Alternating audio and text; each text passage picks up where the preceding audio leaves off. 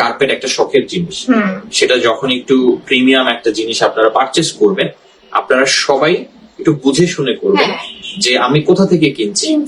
যদি আপনার প্রেফারেন্সই থাকে যে আমার একটা কার্পেট হইলেই হইলো, ব্যাপার না, তাহলে সমস্যা নেই, আপনি যেখান থেকে খুশি সেখান থেকে পারচেস করেন, আমি বলছি না। কিন্তু যখন আপনার পার্সোনাল একটা প্রেফারেন্স, আপনার ইচ্ছা যে আমি একটা লাক্সারিয়াস টার্কিশ কার্পেট ইউজ করবো, একটা ইরানিয়ান কার্পেট ইউজ করবো, একটা লাক্সারিয়াস টাইপ একটা কার্পেট ইউজ করবো ভালো কোয়ালিটির, তখন আপনি একটু বুঝে শুনে ডিসিশনটা নিয়েন যে কোথা থেকে আসলে আপনার নেওয়া উচিত।